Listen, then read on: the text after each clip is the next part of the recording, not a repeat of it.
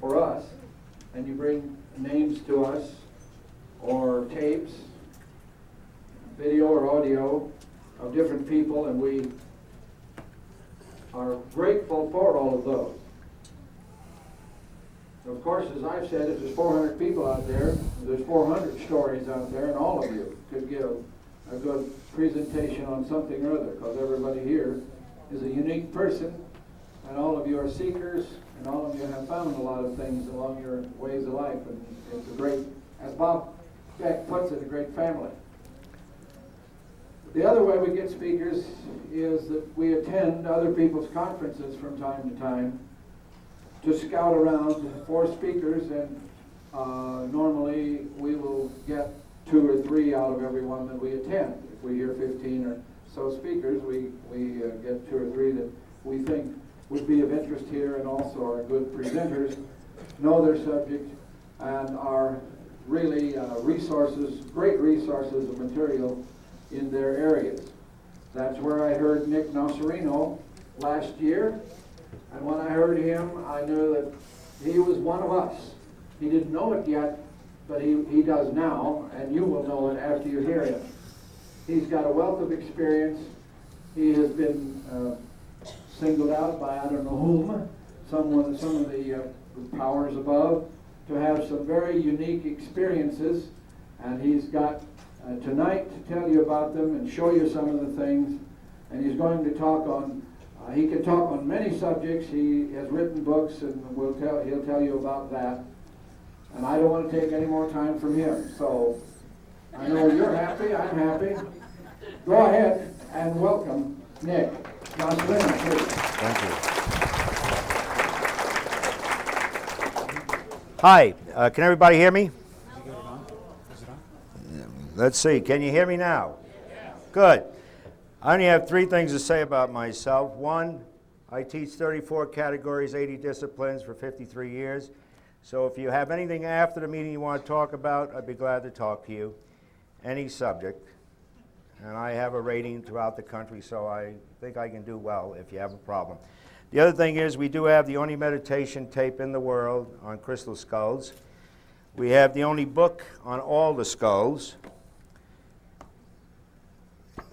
for those who are interested. And on the table there, the first table in the second aisle, there is this booklet, which I believe it may be free, it may not be, I don't know. But it's on Max, the latest skull we've been working on, and the story of Max. And if the young people who are running the table are giving these out or selling them, I would, if I was you, go get them. Because otherwise you have to buy a book to learn about Max, and there's quite a bit in here about Max, which is the largest skull in the United States, Canada, or Mexico. We don't know what's in Europe yet, that you can actually go and see and touch.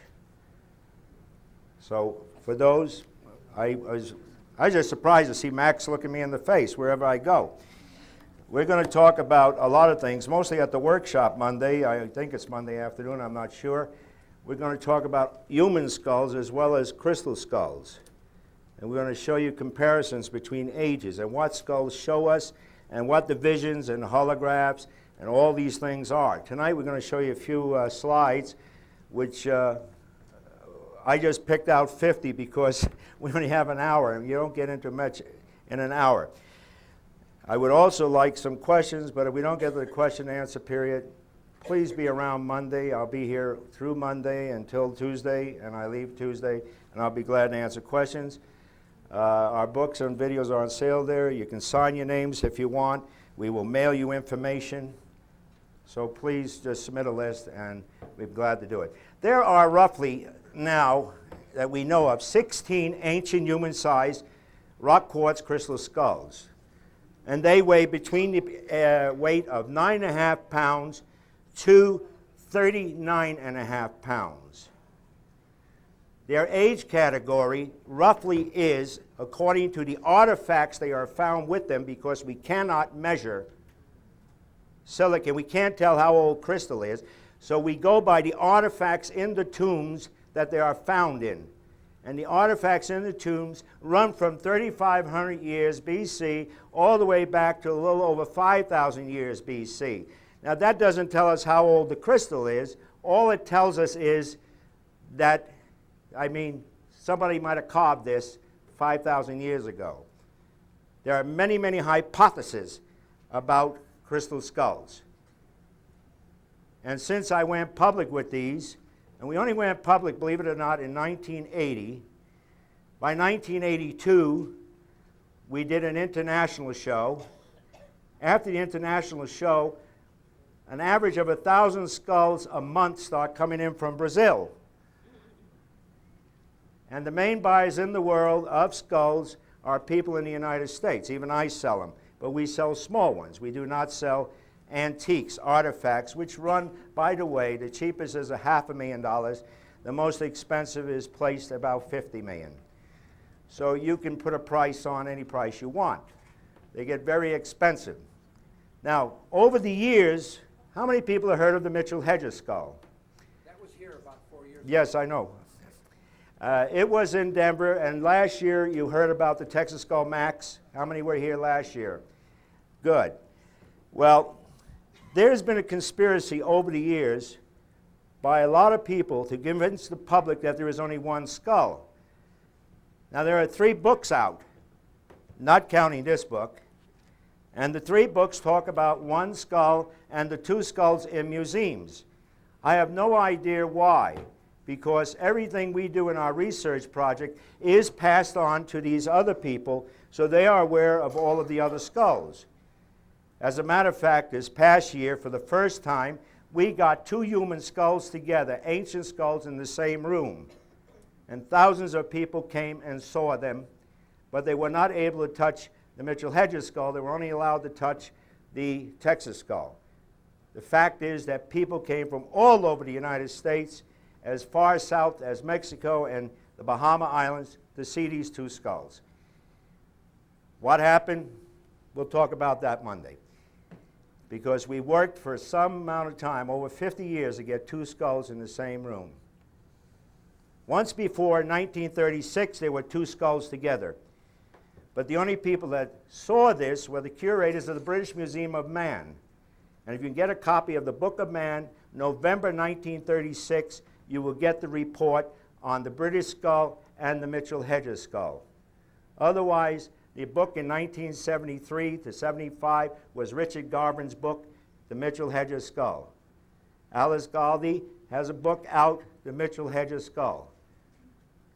And they're selling all kinds of pictures that you can look at and get healed. I'm a researcher. I don't take a stand one way or the other. I will tell you exactly what is going on, where it's going on. You make your decisions. And we're not going to be able to tell you a lot in this hour, but we're going to try and give you some information. The Mitchell-Hedges skull is a little over 12 pounds. It was found in British Honduras. British Honduras today is called Belize. Belize was at one time what they called the outlaw country, pretty much, and it's only recently getting settled for tourists. Now, in 1924, in Louboutin, which is a ruins that you can go see down there, Mr. Mitchell-Hedges and his daughter found this skull called the Mitchell-Hedges skull, which is the most beautiful skull that we have seen, except for the rose quartz skull out of Guatemala. It is the most beautiful in the world. It has a movable jaw and is anatomically correct. There's a problem. The tomb it was taken out of, the artifacts date over 4,000 something years old. Now, it's impossible because everybody knows that this was a Maya tomb and they had no tools. Who carved this skull? And this question keeps coming up over and over and over again. Who carved this skull? How was it carved? So, of course, when you don't have answers to certain questions, and if you didn't dig it up yourself, stories start to happen. It came from Germany. No, it was made in Japan. No, it was made in China. It was smuggled into these tombs. Now, you imagine, in 1924, you have to go through rapids, jungles, tribe, all kinds of things to get to these tombs. Then you have to take 2 years to dig them out, and here's this person smuggling this skull in, going down in the ground that it took them another 6 weeks just to lift the stones to get a hole to go in, and burying this skull in there. So take your own facts. Whether it's true or false, I don't know, but that's what some of the curators tell you. But every one of them would like to have the skull. They tell you it doesn't exist, but they want to have it. 4 countries have laid claim to this skull that doesn't exist. Very interesting. Very interesting. People have tried to even buy it. They figured out ways that they might steal it. The skull seems to take care of itself. It's there in Canada. It's now in England, where it will probably make a home. I don't know. It's supposed to be in some sort of a private collection in England, which will be open to the public. The next skull, which has importance for you, because you can go to this skull as well as you can go to the Mitchell-Hedges skull, and it's only 2 in the world you can go to, is the Texas skull called Max. Max is in Houston. And if you look at the inner light there, bulletin, I'm sure you get all the information you want on Max. If you don't get it, please see me later or during the weekend. I'll give you an address you can write to, and I'll be very happy to give you the phone number. You can call to make a meeting, get a meeting together to go down there. Max is 18 pounds, 2 ounces. Max is a healing skull, as all skulls are. The only reason we refer Max more or less to being a healing skull is it was in a healing temple for many years in the United States with a Tibetan monk called Norbu Chen. Norbu Chen, like myself, was of the Red Hat order and studied the Bonpo. Now, why he had the skull, people say, how did he get the skull? Very simple. The skull was stolen in Sao San Agustin, as were all skulls except for the Mitchell-Hedges skull. They were stolen. And most people don't want you to know where they are or who they are, so we changed the names to protect the guilty. Norbu Chen worked on mostly actors and actresses. He was always receiving patients. He worked in 3 hospitals. He's one of the few healers in the world, like Arrega in Brazil, if you've seen him, or if you've been there. If you haven't, I think there was some videos on him. And he did wonderful work. But he couldn't hold on to money. He didn't know what money was for, except to spend it, and spend it. And he got in debt. And pretty soon he could not pay his bills. Pretty soon a little guy called IRS on his back showed up. And pretty soon a few other people showed up. And pretty soon he was trying to pay his debts off, and he gave this skull to the parks in lieu of a debt between what they say, I'm not sure what it is, $25,000 or $26,000 and $30,000. He paid his debt off to them, told them to never sell it, that it was very expensive, it was a very valuable tool to hold on to it. They said thank you. They didn't really care about the money. They weren't worried about him paying it because he had helped their daughter. They put it in a closet and forgot it.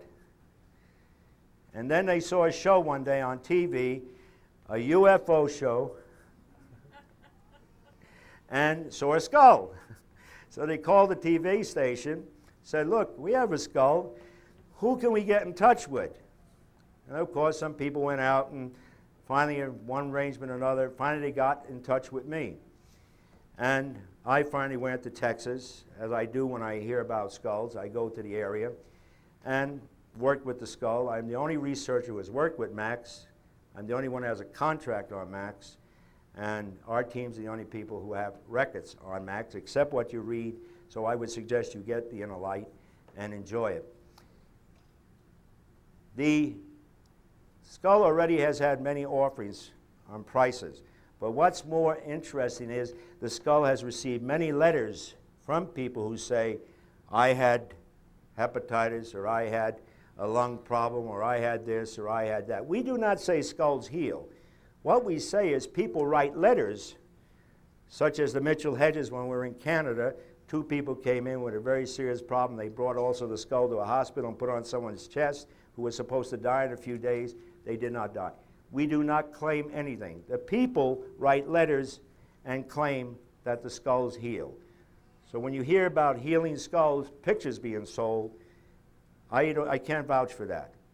But for $8 or $10, you can buy a wonderful picture from Llewellyn Press, and you'll have one of the best pictures you ever saw of the Mitchell Hedges skull.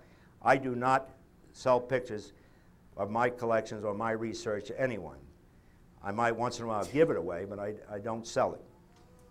Then we have the Maya skull. The Maya skull was taken in Sao San Agustin in 1921 to 1924. It was taken by 9 mentalists, again stolen, and the tomb is still today being looted. Just recently, I was in San Jose, California, which is the biggest black market warehouse in the United States, and the other one's in San Diego, where they bring all the merchandise in, they sell it out. And we have, to date, 6 skulls that have come out of Sao San Agustin in Guatemala.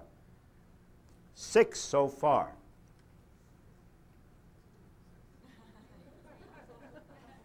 You know why, don't you? I want to get to the rest of them. If there are 6, I believe there are 12. And I want to get to the rest of the skulls. Because we believe that skulls come in racks of 12 and a master skull in each area. So we don't have any misunderstanding. No skull has been found anywhere in the world except in Central America. Period.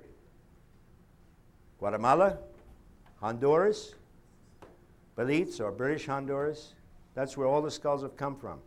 The majority, 75% of all skulls, have come from Guatemala.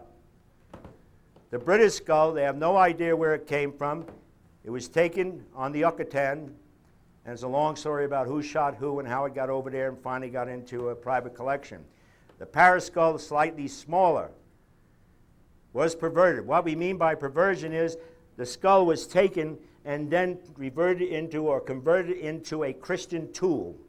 They drilled a hole through the top of it and stuck a cross in it, and it was put on an altar. Of course, when the town was raided and the priest and a few other people in the town were killed, the skull was taken, and it was taken eventually by the French army and eventually found its way into France, into a private collection, and from the private collection it found itself into the Trocadero Museum by the Eiffel Tower. It is not public viewing. You will not ever see it. Why? I have no idea. In order for me to go work on the skull, I have to pay so many hundreds of dollars an hour. All research costs money. And usually it comes out of my pocket. I have no angels, and I don't have any UFOs that are dropping funds on me.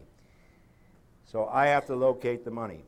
The British skull, you can see so many months out of the year, and so many months out of the year it's taken away. It's in the Museum of Man in London, and it's open to the public. If you wish to photograph it, I believe, at least last time in private, you want to photograph it, I think it was $175 for a half hour.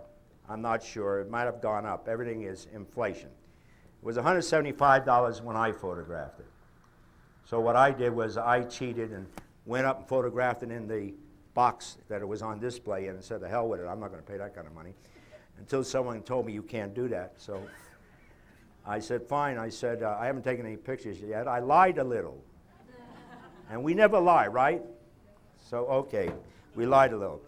The amethyst skull that you have in San Jose, California, is also from Guatemala.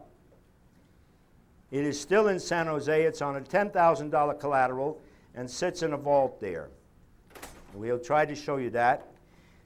The amethyst skull in San Jose, Mexico, there are 6 that we know of, 4 that I worked with, and 1 that I shall be seeing pretty soon. They are all like twins. In other words, they are duplicates. They all are over 9 pounds. 1 is close to 11 pounds. And you will see them tonight, or a part of them. The rest you will see on Monday. The amethyst skull in Marin is a much smaller skull. It's the only small skull that we really know of. That's about 4 pounds. It is found, it was found in Mexico. From Mexico, it was brought up here. It was not carved in Mexico because it does not have the Mexican matrix. Actually, the matrix is Brazilian. The skull is roughly 13th, possibly late 12th century, somewhere in there. But that's also available. That's in a private collection, and I wouldn't tell you where it was anyway. The amethyst skull in Sedona. Isn't it funny we're getting into amethyst? And we haven't even got through of them. I'm not even going to tell you about a lot of them. The amethyst skull in Sedona is roughly 8.5 pounds. It is one of the most clearest and beautiful amethysts I've ever seen. It's in a private collection. I show some slides of it. That's my agreement. The rest of it, I can't tell you much about it. And it was stolen. So far, everything I'm talking about has been a stolen artifact. And we have a law, by the way. You know why people don't want you to know where? We have a law that says anything that you can't prove you had before 1969, the government takes. Yeah, they take it. They just go in your house, and they pick it up, and they take it. And the country that has, filed charges against you, or whoever it is, gets it back. It's automatic. It's an international law. Believe me, I watched a 55,000 collection of little ivory carvings. That someone was mad at someone and called up them. They couldn't prove how long they had it. They took the entire collection. Entire collection. I knew they had it for years, but there was no record, there was no bill of fare, no way of proving it. And by the way, it was carved in Siberia. It was a Russian collection. Very interesting. The last few skulls that have come out were not rock crystal skull. We only have seen 16. They were either amethyst or clear quartz or frosted quartz. The last one that came out was serpentine, and it comes from Honduras. And they also found within the tomb, which they're digging now, they found a human skull which was implanted with turquoise and seashells, which is commonly what you see in most of the world as you're traveling around. I've been in 110 countries. I've talked to a lot of juju, shaman, witch doctors, medicine women, and I'll tell you about them in a minute.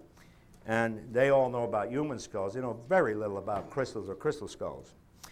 We have the rose quartz skull, which is slightly larger than Mitchell Hedges skull, very translucent, has beautiful movable jaws, moves from Honduras through Guatemala into Lower Mexico by a secret society who still worship the skulls and who also belong to the Order of the Jaguar, which you may have heard of or not, and the Order of the Eagles. And I'll tell you a story about that in a minute. The Santa Monica skull is a clear skull. There are actually two in Santa Monica. One is only 3.5 pounds. The other one is a very large skull. Santa Monica skull supposedly comes from northern Guatemala and was recently stolen and only brought in here last year. It's a fantastic skull. I was put in a position where I took a couple of shots and then they told me to stop. So I wasn't able to get too much on that one, yet I worked with it. I have a lot of record on it. The skulls we're finding now are serpentine. Find a lot of serpentine skulls. Lots of human skulls are being dug up. And a lot of human skulls are being implanted with bones. I mean, the bones are being implanted with shells and rock. The rock that's mostly being used is serpentine, turquoise, what we think is some sort of azurite. And we don't know what the other stone is. It looks like granite, but it could be a term between granite, nephrite, and jadeite. We're not sure. The museum says it's granite. I don't believe them. Let me tell you a story. 10 years ago, when I was 21 years old, or was it longer than that? I was roughly about 8 going on 9.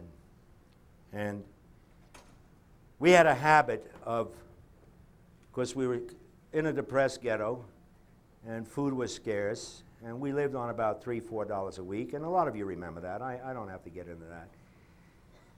And, you know, 25 cents a day, 30 cents a day was a lot of money. I know some of you will laugh today, but it bought a lot of meat. You know, when you got pork chops at 6 cents a pound, and hamburger was like 4 cents a pound, and fryers were 2, 3 cents a pound, and fruit, they didn't sell it one at a time. You know, you got like 10 pieces of tomato for a nickel or something like that. Then everything went to weight when money started coming in. We were hungry a lot. So what we did was we used to watch the obituary. And the reason we watched the obituary is because they always had a feed for the guy who died. So we used to try and cover a certain area, and we were a group of guys with torn knickers. You know, you wore knickers until you were 14, then you got long pants, and you wore shorts until you were about 10, and then you got knickers. It was very interesting. Everything was rules, rules, rules, rules. And our rule was very simple. Find a place that's close by where someone was dead. And we would go in, and they did not have funeral parlors. They had bodies laid out in the house. Anybody remember that? Yeah, I figure a lot of you do. A lot of you look just as young as I am. The bodies were laid out in the coolest room in the house. And of course, people came and brought food and stuff, and you knelt down and you said whatever you're going to say. And of course, after you knelt down or you just bowed your head, you walked over and took a couple of sandwiches and went out. And then after the body went in the ground, everybody on the block brought food. All the kids went in. We always had, if it was 110 degrees, we had heavy jackets on, and candy and stuff went in. And we stole. We were thieves. I'm sorry.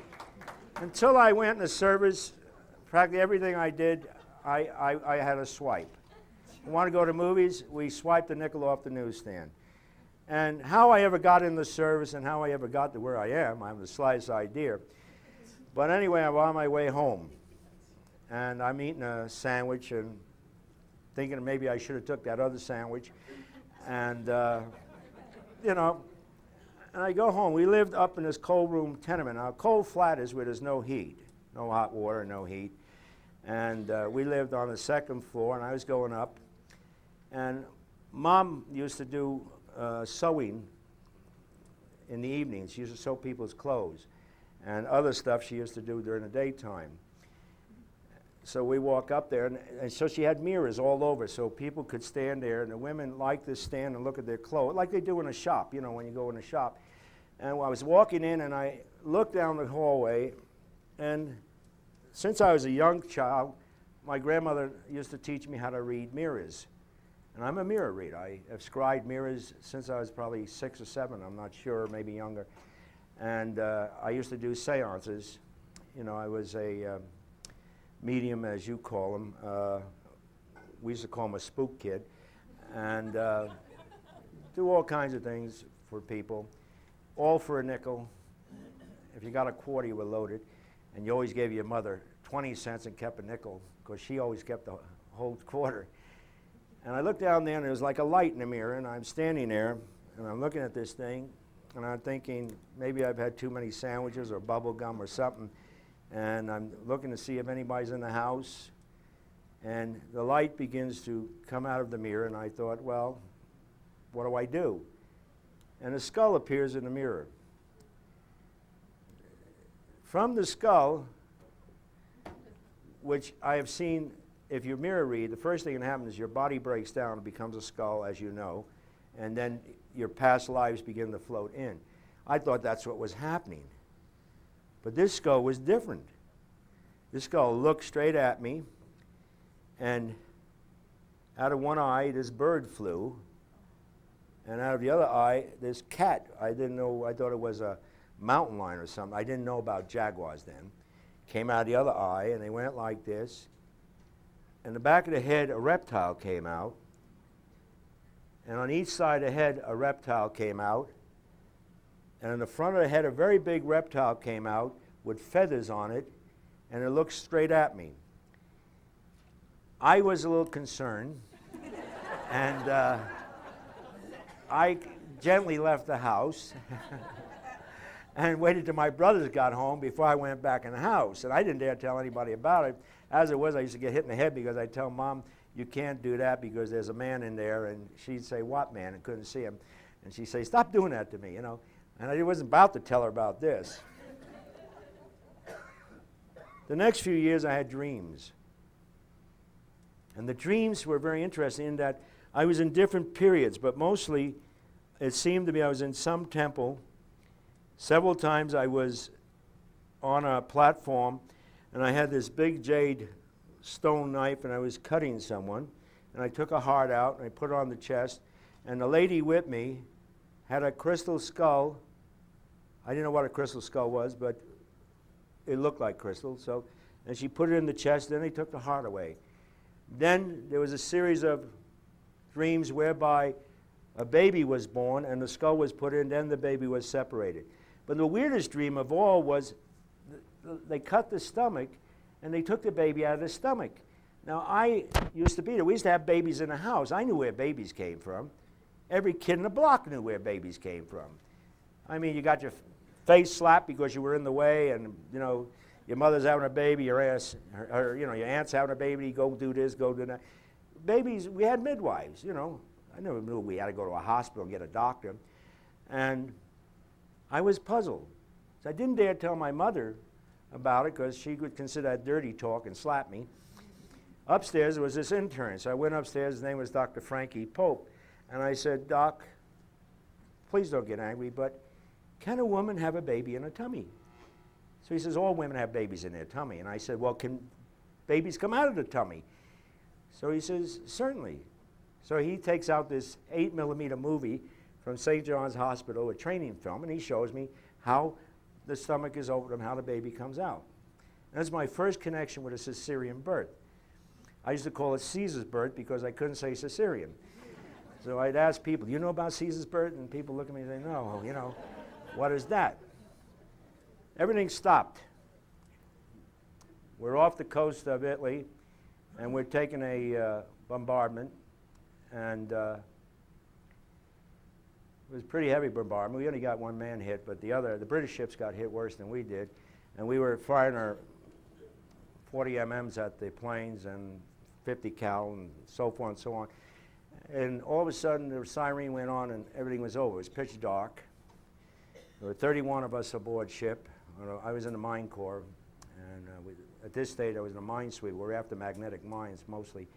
And we're all on deck. Most of us, it's stark new because you don't get warnings. You just fall out of the sack when there's an air raid, and you hit the guns. And you're lucky the hot things don't hit you and get burn you. So we're standing there, and I looked up, and I saw this thing above us, and a lot of the guys looked up. Of the 31 people looking up, 8 people looked up and saw something. 23 people did not. You figure that out. I've never had an answer to that. 23 people did not. We thought, oh my God, what the hell is that? That's as big as a city up there. The Nazis have a secret weapon. They really got us this time.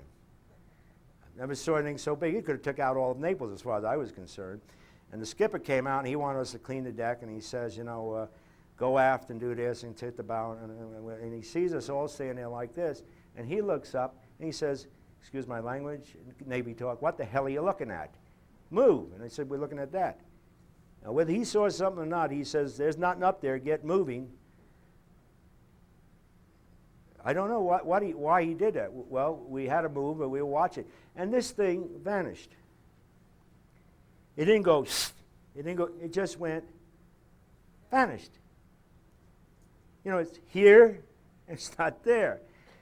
And I do tests all over the world on astral projection, biolocation, everything. This thing was idiotic.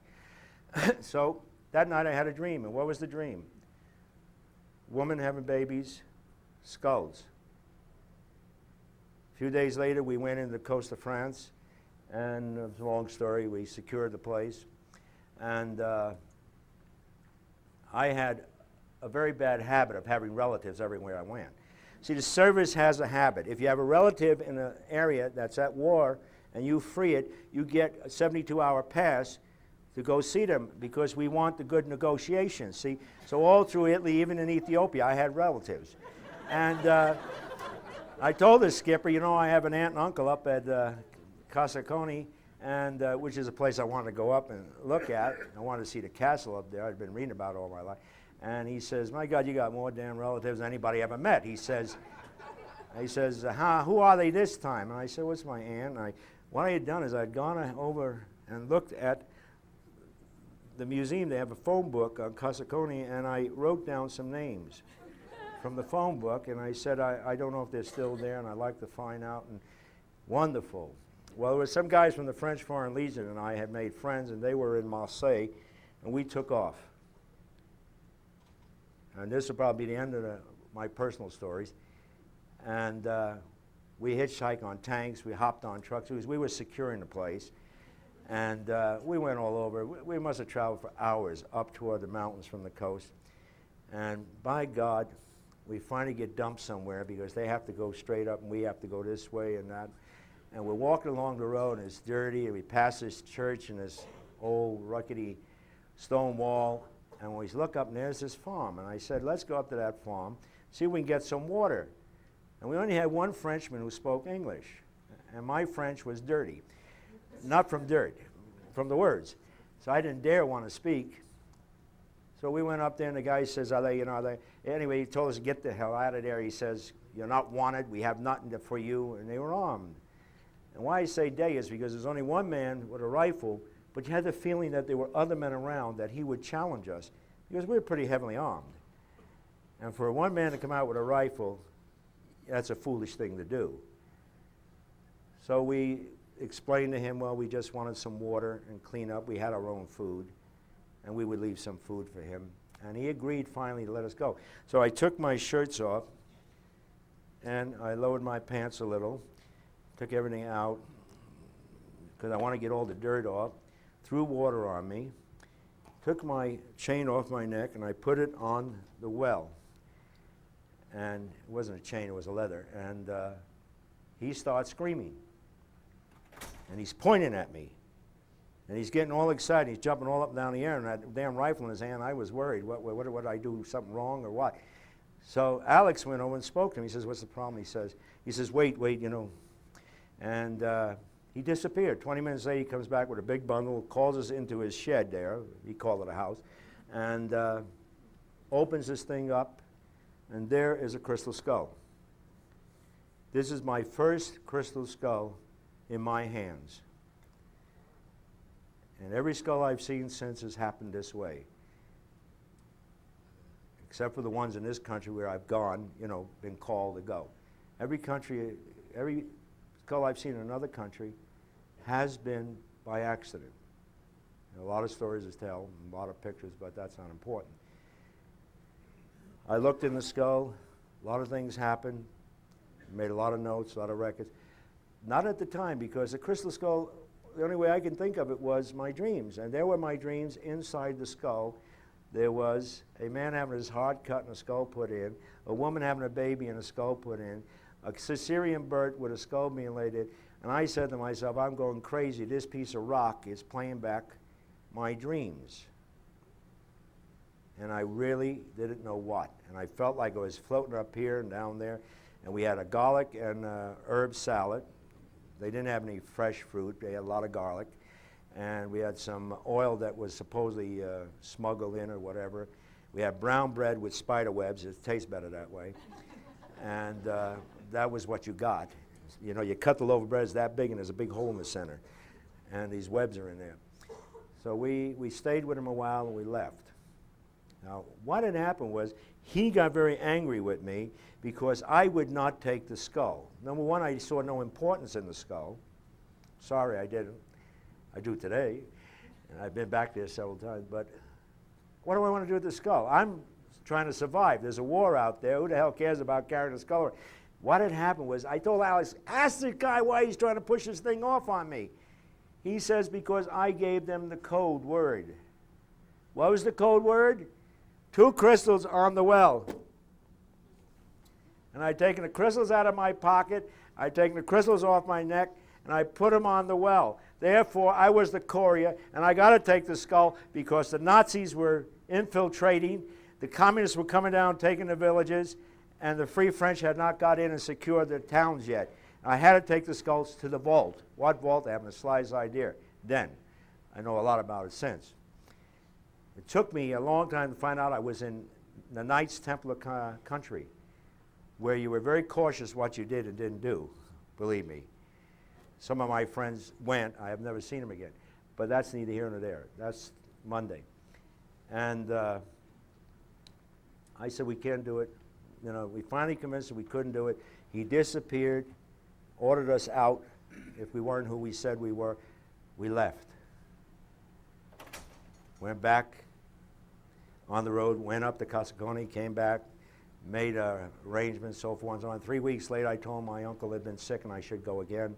I told him I'd be back as soon as I can get back, and I got another 72-hour pass, which is pretty good because right after that, when I got back to the ship, thank God I didn't have the skull because our ship was sunk, and everything I had, including my crystals, everything, my belongings, was sunk with it. My rebreather wasn't. I was out in the water at the time, so we would have lost the skull. But maybe I would have known where it is so I can go get it. But that's my first contact with skulls. That is the first time I held a skull in my hand. I saw the British skull. I saw the skull in Paris. And by the way, there will be another skull showing up in Paris within the next 10 days. And if everything is correct, and if the couriers are correct, there will be a skull in Paris within 10 days. And the Paris government will probably not want you to see it or tell you about it. They hide everything. I have no idea why. Well, how's my time? 33. Huh? 33. Oh, well, let's look at some slides. There's a lot to tell you, and I want you to see some slides. These are just simple slides, and I think you'll enjoy them. Wait a minute, let me find the... Hanging down. Hanging down on the podium. Okay.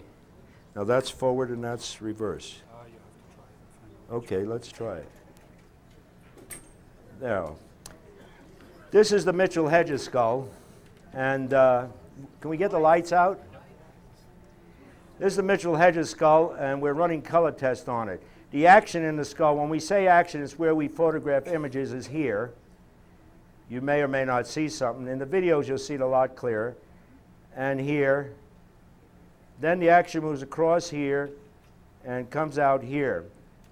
The last place you see anything is you'll see faces will come through here, this area, right across there, and moves this way, and the action stops here.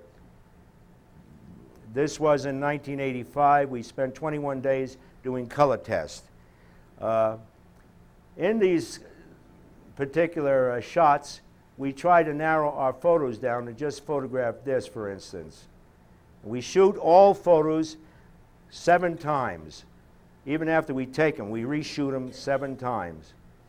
Again, we have action here. This is a black box, by the way, if you want to know what it is. You do that so you won't have reflections. We take it with normal light, and we put them in black boxes, and we take them with no light at all, so you get an idea where we're going.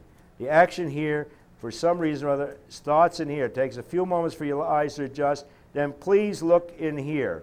And you'll see people coming through what may be a cave. If you see it, fine. If you don't, that's fine. And then there's some action here. The rest of the action moves, for some reason, through here and ends up here where each tooth begins to become a woman or a man.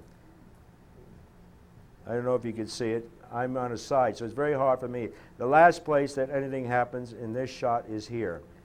We don't know why color does this, but certain colors cause certain things to happen. This is a clear glass skull, the Mitchell Hedges skull, for those who have seen it. This is touching the skull, and look at what happens to it. This is simple human touch. You see the whole brain structure taking place? There's where the pictures will come out, but we're more interested in this. There's where this will eventually become ladies, and in here. I don't know if you can see them. If you see them, fine. You know, I'm not trying to tell you to look here or there. I'm just trying to tell you where we look. And then we photograph this, then we photograph that, then we photograph this area. And we have those in separate runs.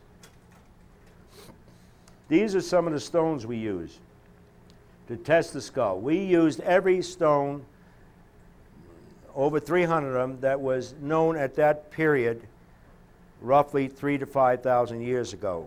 They weren't all the stones known as there are today. We used all the stones used on the high priest buckles, you know, belts and apron, not only for the Hebrews, but for the Assyrians, the Babylonians, and for the high priests of Peru, Aztecs. We had no idea what the Mayas used.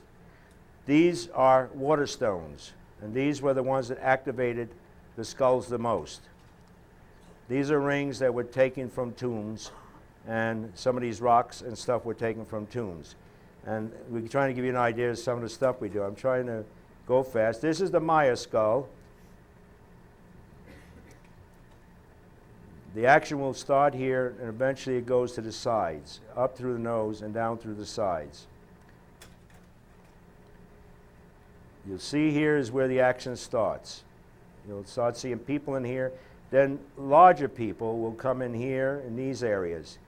And it takes a few moments for your eyes to adjust, but you'll see people kneeling and standing all through this area. If you see something, fine. If you don't, that's fine. You'll have more time if you're there Monday.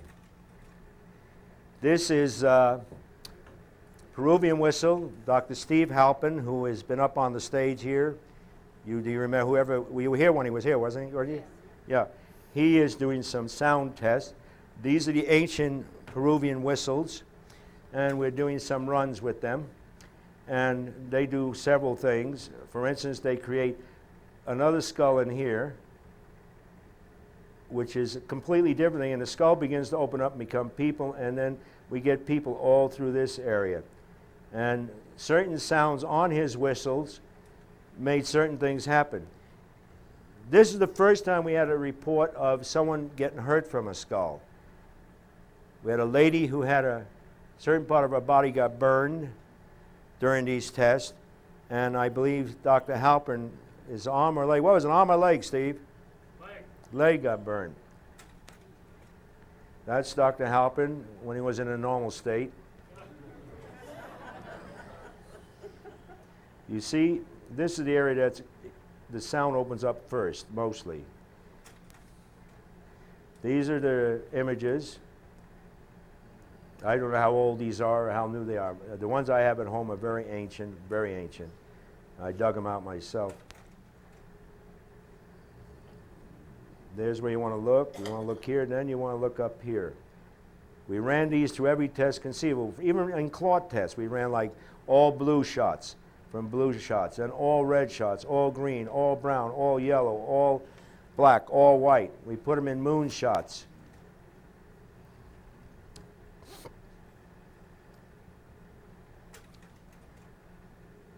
You should see something in here. If you don't, I'm sorry. In our surveys, which are over 25,000 of them, which have been returned, everyone reports this area is very alive to them. So either you do or you don't. That's entirely up to you. You want me to leave in a moment so you can adjust? Do we have time? Yeah.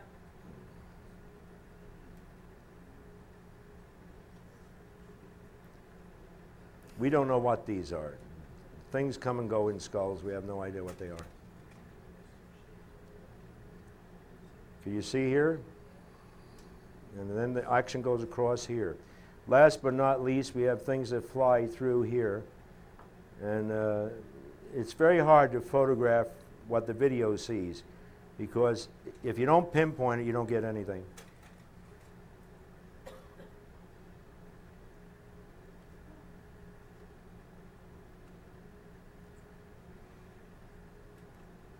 Here, here, and down in here. Then the people coming out through the wall. What we have learned is that these things are like memory banks. They seem to record. This is the amethyst skull now in San Jose. This is a Mexican matrix, probably from the San Felipe mines off the San Felipe fault. This is roughly dated in the pickings about 4,500 years BC. It's carved against the axis, as are all skulls, so there was no way that it should have been done, as most museums, curators say they shouldn't exist, but they do. Your action will be here and in here. These will take a little longer to see action. You see it through here? That's where the action, it comes off of the white matrix. And pretty soon we have battles going on all through this area. And then through here. We've had some good offers on that skull, but it's gone in hiding. And they won't tell us where it is. This is how we determine how old a skull is. These artifacts, they got $55,000 for this artifact. This one sold for about $70,000. Do you think looting a tomb is a good, profitable business? Yeah, you darn right it is. And this is another skull, which is not important right now. But these are the way we do it. We get the artifacts. It's from the artifacts we make the carbon tests, and which are either within, depending on how old it is, within 100 to 500 years. Now, that is not Aztec. That is Maya. Definitely Maya. Comes from the Maya highlands, and this tomb has 3 definite skulls that we know that were taken out of there, and 3 others in the area. We believe that there are several others that we want. We know where one is, and we are tracking him. And he'll get a message soon to do something about it. This is a similar skull.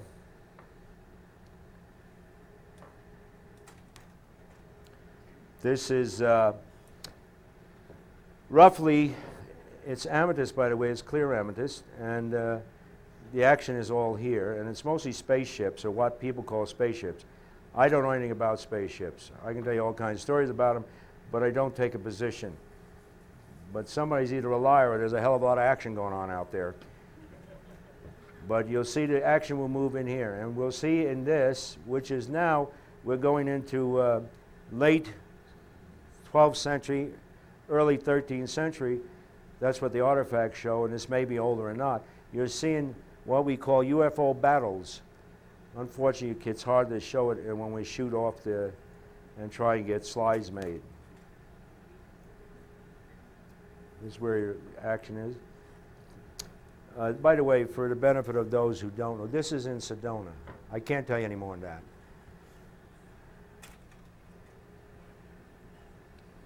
This is the next place we get action. Starts here. Then this opens up. And you can see right through it, by the way. That's kind of scary, just looking at the face. He would never smile, I don't know why. The other skulls seem to smile. See? This is some sort of a ceremony that goes on down here. This is where we get all the action in battles that look like extraterrestrials or ETs or whatever you want to call them. This is another skull. We'll just say that this is the Marin skull. Very, very old. We're doing all our tests. We test with, first we start out, these are old skulls. This one is about 5,000 years old. Some of them down there are a little older. The one I wear is close to 5,000. And we take every known precious stone and we test them on the skulls, and then we go through every rock conceivable during the time periods that these things would have been made in. That's the best way of describing it, and the things that happen are very interesting.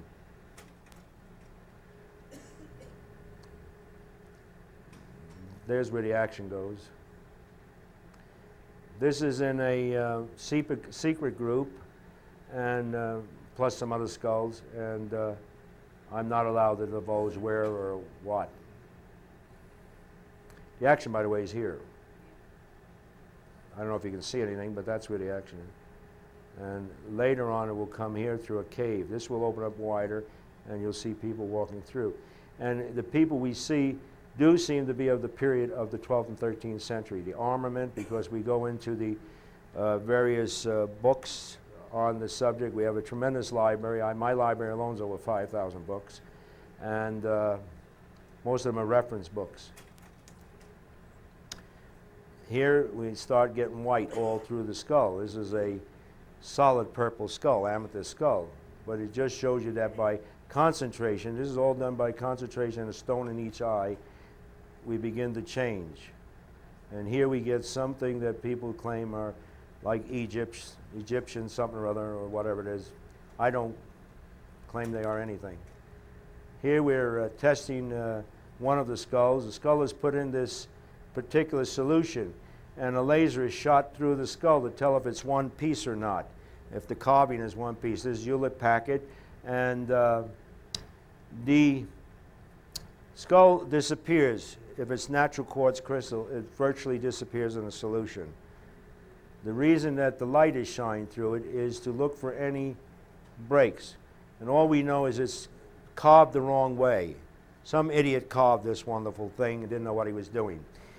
And like one guy says here, he should have been punished. But this thing has outlasted him in a few other worlds. This is called a transformation. This, all the balls and all the material we had, all the crystals around the skulls, start picking up the pictures of the skulls. I don't know if you can see it, but everything we saw in the skulls began to appear in everything. And for months, the people who have these keep seeing things in them.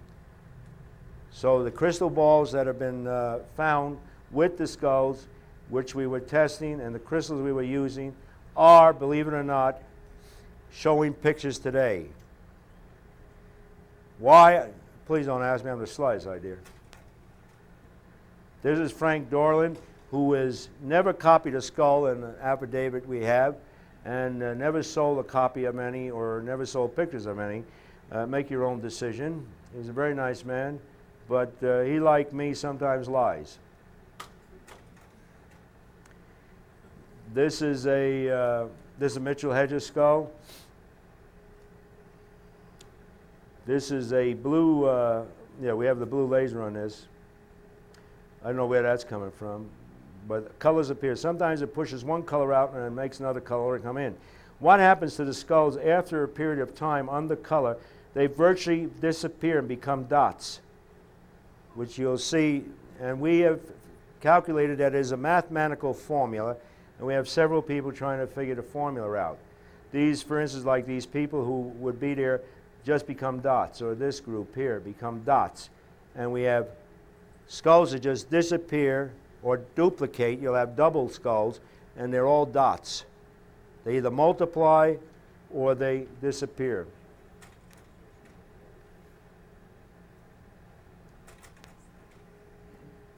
Brain. Red keeps appearing, we don't know what. Here's where the action is. Starts here, these things come in and land here, and they come out of here, and they move that way. There's some sort of a building here, we think it's a pyramid, we don't know. And it goes on and on from there. But all of the slides begin to change. You get an idea, and you can make up your own mind from here if you see anything or not. These are not out of focus, I'm sorry to tell you. We use 4 cameras, plus 1 camera underneath and 1 on top. 4 sides. We have a video camera photographing everything everybody is doing. And very little we know is sometimes what's coming out on the film.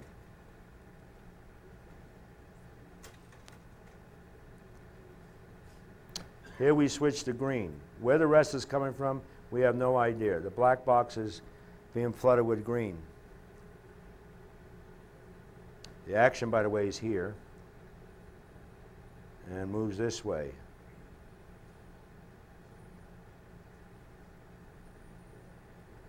The teat will just expand and the bottom will disappear.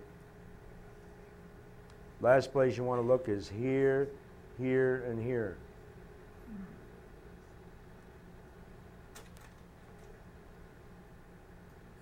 This is where we usually see the ETs, and down through here in this area.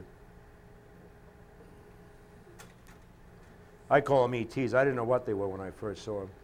We just name them that. Here we see them again when they come in and they move across and they go down this way. These, for some reason or other, just go up. I've never figured out what. And we have this break of some sort of temple at the top of the skull.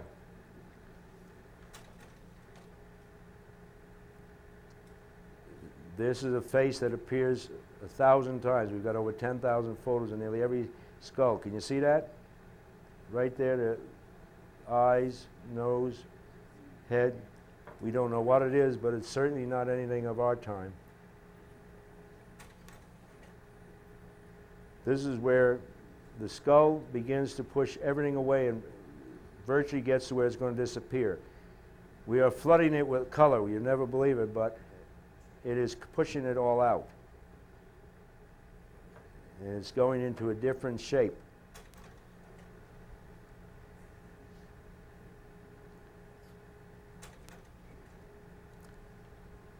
Actions in there, and around there. I got to go fast because I'm running out of time. Your action starts here. You have some what we call UFOs today that will come in this way and go down through here. And there'll be a battle up here somewhere. There's usually, I think there's two look with green and red lights and two with blue lights, blue and white lights that fight each other all the time. These are runways.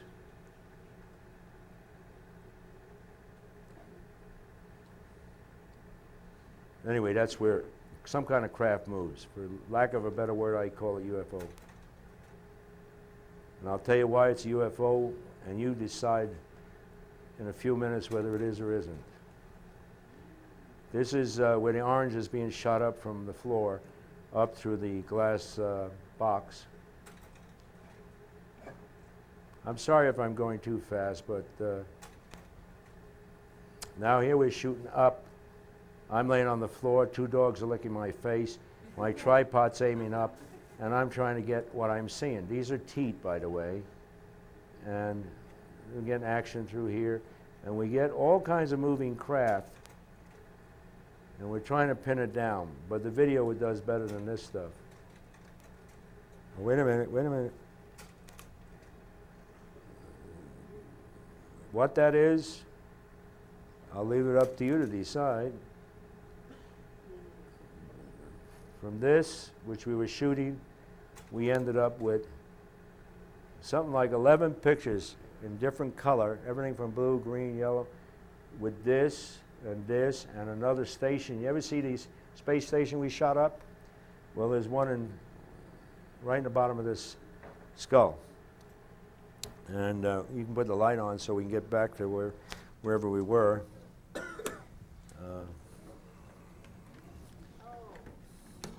I'm sorry, what happened? Oh, yeah, I usually tell people to shut their eyes. I apologize. I did want to answer a question or two. We're over, aren't we? No. How many skulls did you find altogether? I found 16. How many have been found? I can't hear you. How many have been found total in all? I worked on 16 in all. There's nobody in the world that's worked on more than 2. 16 is all that's been found? That's right. And we've worked on 400 other skulls, but they're not all rock quartz crystal. Yes. The question that came up around here, there might be some confusion as to whether the human skulls crystallized. So maybe you could just explain a little more that these are actually... Well, I was going to do that Monday, but Well, okay. These are Okay, one of the theories is that human beings have been high priests or priests have gone through a old ancient Assyrian process where the skull of a human is converted into a polarized into a crystal. Okay, that's one theory. The other theory is they come from Atlantis, which all of this we're going to get into Monday. Other theories is that they come from the Pleiades and were put here long before men got excited and they were lost and refound. The other theory is, my theory, and a few other the archaeologists and anthropologists I work with, is that the world has been changed so many times. We know of at least over 300 times that the world has changed, that all civilization has changed, all buildings have been lost, everything else. And we will probably have it happen again. Mother Nature is our worst enemy, not the atom bomb. Mother Nature will take care of everything, and she'll clean house. And she's done it so many times that there was a society before that did this. Yes? If we wanted to, do we have the technology to carve that sort of thing? Yeah, anybody can carve a skull, but you can't carve these. These are carved, number one, against the axis. You know what that means? You ever carve a diamond against the axis? They shatter. This is 7 hard, and it should be easy to do, you think. Every crystal we've had them carve against them, and it's cost me a lot of money. Crystal's very expensive when you buy big chunks. Very expensive.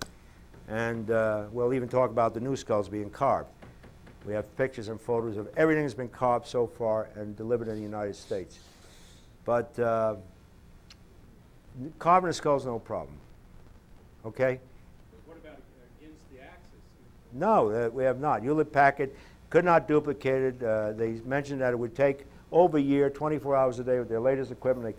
They were not sure they could even duplicate it, and the cost would be $500,000 in advance, and the balance as we went. And when you're making $699 on Social Security, you don't get excited. Yes. With that guy that carved it wrong, what did he do wrong again? Well, he wasn't the only one that carved it. Many carvers carved them wrong. They've all been carved wrong. Oh, okay. And how could they have carved them? They had no tools. Everybody knows that the dumb natives had no tools. Yet, you ought to hear some of these archaeologists. The people are too stupid. That had to be done in Germany. Why? Why? Because Carl Zeiss wanted river quartz. Yeah. Bought everything they could get. Yes. And if you want to buy Yes. it, and if you want to buy it, you get a pentagram and you make a couple of crystal skulls, you get all your brass for free. We buy a lot of crystal Guadaway skulls out of Germany. I don't know if you're aware of that. I know, but I mean, at that time. I know. That's what I'm saying. What I'm saying is, you say no, not Germany, Japan. I'm in Japan. They say, why would we carve a skull out of a stone we consider holy? Now you put that on iodine bottles. You don't carve skulls out of it. Crystals are very holy to the Japanese. Where are the skulls coming from now? They're coming from Indonesia. They're coming from Brazil by the thousands. Everybody in America who is an entrepreneur and wants to make a fortune thinks they're going to go down and buy all the skulls and haul them up here and sell them. They're being carved in Germany. The best and most anatomically correct are German. And we bought quite a few. We just bought a batch out of Brazil. The average skull, which is about maybe that big, sells between $80 and $125. These skulls sell for maybe this size, not this one, but this size sells for about $30. They used to sell for $2. I could go into any country in the South and for $5 come back with any size skull I wanted. Not since our great entrepreneurs go south. All crystal in the world, we absorb 85% of the crystal sold. All since 1984. And one guy told me he should shoot me for ever coming out publicly with skulls. Because he's had to load up on him ever since, because his competitors are loading up on him. And I'll talk about that on Monday. Yes. Who had their hand up? Any other questions? Oh, you gave me 10 minutes. Oh. Yes. I watched the documentary where a diver found a skull with a triangle. The man who found the skull was not a skull. It was a crystal ball. You mean Dr. Reverend Brown? I don't know, it is a skull. It is not a skull. I happen to be familiar with the documentary. It's Reverend Brown, and no skull was ever found anywhere in the Bermuda Triangle. But they did claim, and I have to tell you the story exactly as I know it and as we researched it. He went diving. He had a great ship, and he had all this stuff out there. He went diving. He was diving in, and he found this lost city underneath the Bermuda Triangle. He swam in there, and there was this lady with this crystal ball. Gigantic statue. And all of a sudden, the earth began to shake. And it was an earthquake, and everything was going to get knocked over. He swam in, grabbed the crystal ball, swam out, and the city was destroyed. Except for one thing. As a researcher, I couldn't find the ship. I could find no logs of it. I could not find any sonar records, radar records. I couldn't find anyone who ever knew about it. And we asked to see some records. As a researcher, don't take people's words from them. And please, don't believe what I tell you. Believe what's in your heart and what's in your mind. That's where real truth is. I've been teaching for 50-something years. And the one thing when people start telling me, please help me do that, no. You take the truth. Everything we tell you, part of it's truth for you, not all of it. The rest goes into the computer. And when it's needed, all of a sudden it pops up and you wonder where the hell it came from. Well, it's been there for a long time. And there's only one person you have to believe in. And that's the person you look at in the mirror when you get up in the morning. Love that person, and your life's going to be a lot easier in this world. Whether you like crystal skulls, whether you like crystals, whether you have generators. Today we have male crystals, we have female crystals, left-handed crystals, right-handed crystals. We have recording crystals, we have memory crystals, we have computer. Hey, a crystal is a crystal. But the biggest crystal of all is sitting in those chairs. Believe me. Questions? Yes?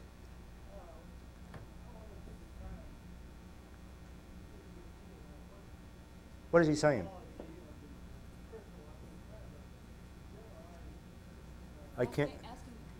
Can you come up or I was wondering what the symbology of the skull. Oh, well, that. You got to get into human skulls for that. Excuse me, sir. You got to get into human skulls for that. And what you need to do is the symbology is knowledge. He didn't finish his question.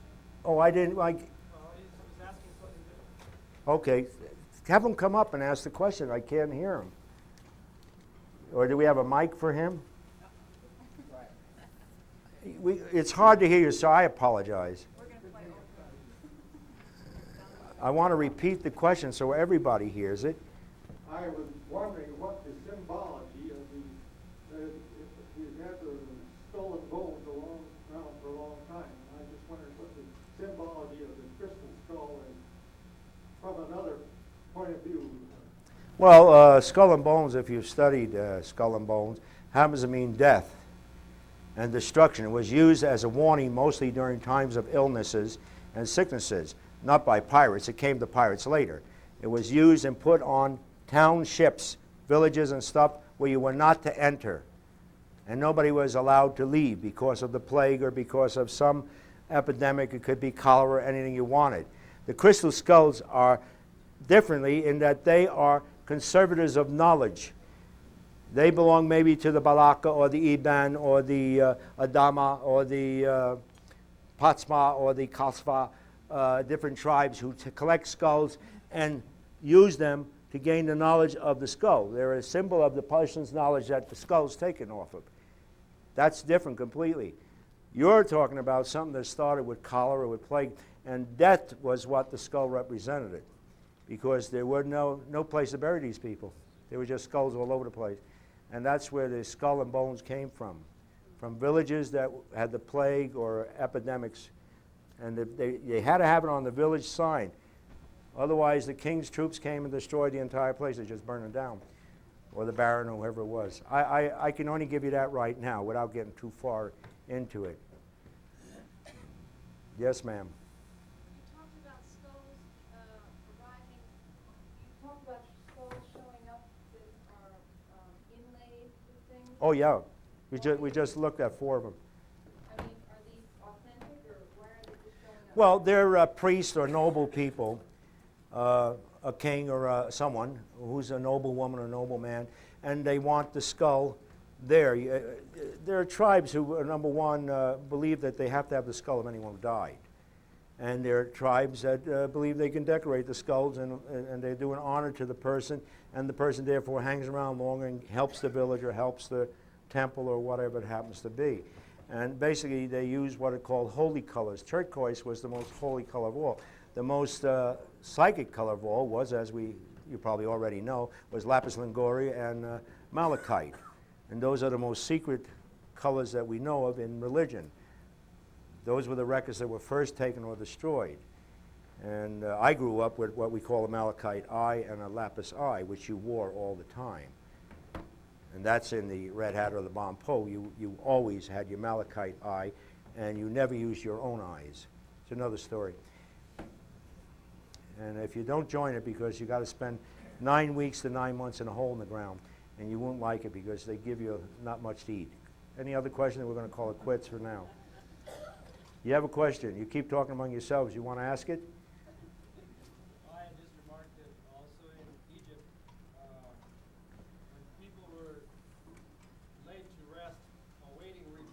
Yes. body was always laid like this, and this was the original, older notion of the skull and crossbones before they used for poison or for death. Yeah, well, that's true, except for one thing. Most of the people who had their arms. What he said was in Egypt, they always laid the arms like this. So therefore, it could also be why the skull and bones that the fellow in the back was asking about. Why the skull appears with the bones, cross bones. You know, you're looking at esophagus and you see a body, or for that matter in Peru or any place in Mexico or Guatemala or Colombia, it's the same thing, I'm sorry, you know. And what they did do is they had a shod for the rich people. They would put a shod in the eye, and they would put a shod in the mouth of a holy stone.